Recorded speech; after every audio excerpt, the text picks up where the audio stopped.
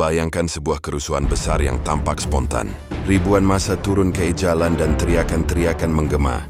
Namun bagaimana jika ternyata ada kekuatan asing yang ikut menarik benang-benang di balik layar?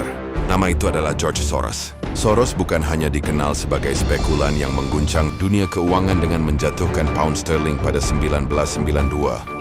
Ia juga dikenal sebagai filantropis melalui Open Society Foundations dan Media Development Investment Fund (MDEF) yang selama puluhan tahun mendanai media serta organisasi sipil di berbagai negara. Di banyak tempat, langkah ini dipuji sebagai upaya memperkuat demokrasi dan kebebasan pers. Tetapi, bagi sebagian analis, inilah pintu masuk pengaruh asing yang dapat memengaruhi arah opini publik, bahkan menciptakan ketidakstabilan. Indonesia tidak luput dari perhatian. Beberapa media nasional terkemuka tercatat pernah menerima dukungan dari MDEF. Tempo, melalui PT Infomedia Digital, memperoleh investasi berbentuk surat utang konversi untuk memperkuat lini digitalnya. Kata Data juga menerima pendanaan tahap kedua untuk mengembangkan sistem data dan konten berbayar. Sementara itu, PT Arcadia Digital Media, pemilik Suara.com, BolaTimes.com, dan jaringan media lain, mendapatkan dana dalam bentuk obligasi konversi dan pinjaman. Semua ini tentu sah secara hukum dan dikemas sebagai penguatan media independen.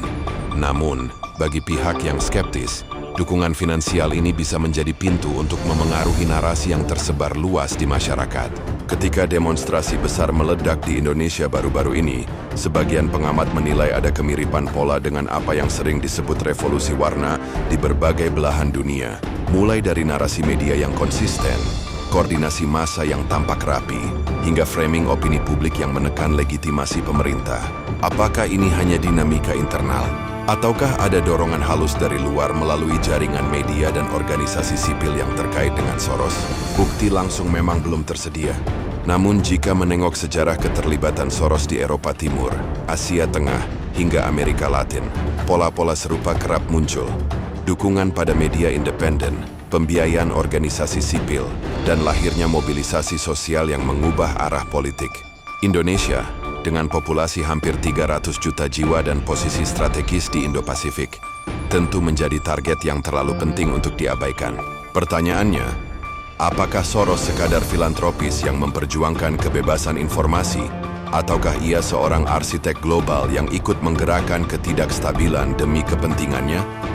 Bagaimana menurut Anda? Tinggalkan komentar, bagikan pendapat, dan jangan lupa subscribe untuk terus mengikuti analisis geopolitik dan ekonomi yang mengungkap tabir di balik peristiwa besar dunia.